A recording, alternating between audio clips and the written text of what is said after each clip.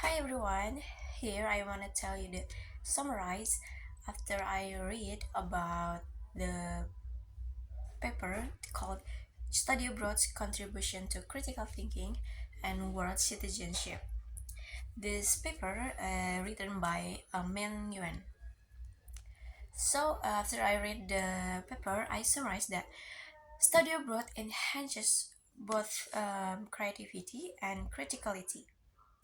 The primary the primary value of such gains resides in their potential to realize not only the Socratic ideal of rationality but also the Diogenian ideal of cosmopolitanism. Study abroad is typically described as life changing and a defining moment, or so participants say. Say study abroad helps shape a participant's life for years after the experience. And how trustworthy are the self-report statistics? Could the high percentage of survey respondents who say their study abroad experience had positively changed them be an artifact of social desirability bias, given the tendency to overreport good behavior and underreport poor behavior. Although such as although such as a scenario is conceivability is reality has not been proven. Additionally, there are numerous studies that prove the advantage of studying abroad.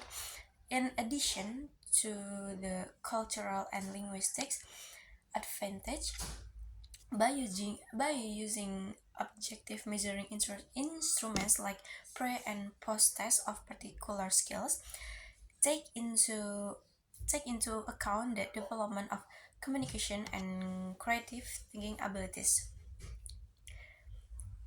Ronstorm Tracy Williams the Ronstorm Tracy Williams demonstrates that students who study abroad typically exhibit a gain in international communication abilities and following their time abroad compared to students who don't study abroad. Finally, living abroad has been found to boost creativity and in a series of five studies um, by expert William W. Maddox and Adam D. Galinsky discover a robust correlation between living overseas and enhances creativity, that identifying adaptation as the critical mechanism that underlies this linkage. So they hypothesize adaptation may be the key physiological element that explain why living abroad is associated with creativity, because culture is such as pervasive force impacting and shaping every aspect of one's life. Adapting oneself to a new culture, learning how to behave and think in a different way. While critical thinking is convergent, creative thinking is divergent. So, critical thinking seeks to evaluate the worth or validity of something already existing. Creative thinking, creative thinking itself is conducted by breaking breaking accepted rules, whereas critical thinking is conducted by following accepted rules. Mm, even while critical and creative thinking are two sides of the same coin, they are not the same. That and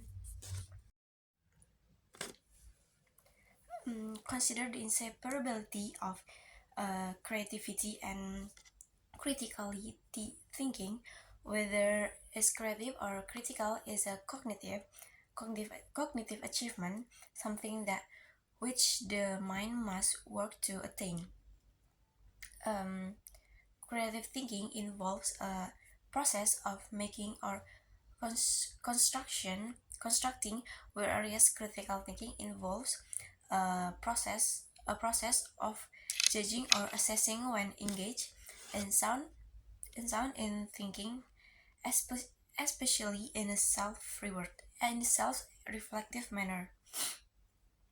One cannot help performing the creative creative and critical functions simulate, simultaneously, and mature mind cannot form high quality thoughts without ascertaining their worth, and such ascertaining includes critical component, and nor can it provide well reason critiques absent creative effort, because it has it has innovations, alternative possibilities, and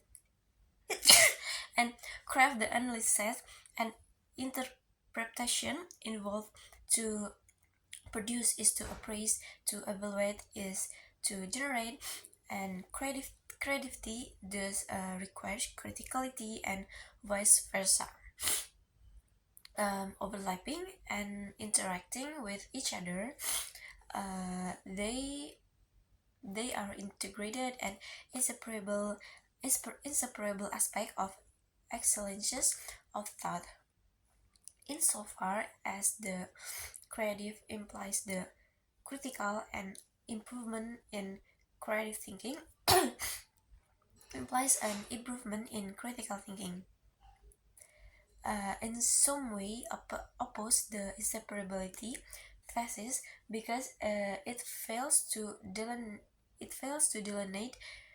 in infection distinction, and ultimately conflict. Two different ways of thinking, opponents might invoke the following passage to justify their stance. To establish the interdependence thesis, consider humility. Um, intellectual Intellectual humility consists in the Socratic knowledge of one's own ignorance. To realize what we know and what we do not know, we need both intellectual integrity and intellectual courage. Uh, Intellectual integrity enable us to be true to our own thinking, and to recognize the limits of our knowledge, as well as the limitations as well as the limitation of our point of view. Whereas intellectual courage is enable us to secretly face our own biases, prejudices, and whatever else is responsible for our cognitive shortcomings. And intellectual integrity and intellectual courage in turn require intellectual autonomy and intellectual empathy, respectively. And the reason why intellectual integrity requires intellectual autonomy is because intellectual integrity consists in being true to one's own thinking, and being consistent in the application of the standards of one uses to assess one's own thinking. Um, holding holding oneself to the same robust standards of evidence one aspect, others to myth, and acknowledging incoins is stances is on us through veiling action matrix. These are nothing but different forms of thinking for oneself in accordance with standards of rationality, and such thinking for oneself constitutes intellectual autonomy. Uh, as asserted above, Intellectual courage requires intellectual empathy to discover our own biases and prejudices. We uh, we often must entertain views that differ from our own and reason from premises with with which we disagree, like intellectual autonomy and intellectual integrity. Intellectual empathy requires intellectual perseverance in addition to the generosity and flexibility of mind that enable us to switch from one perspective to another. It takes time and effort to penetrate a paradigm toward which we harbor hostility. The same holds true for recreating, if not eradicating, our egocentric and sociocentric penchants for identifying truth or with our own immediate perception, all long-standing beliefs.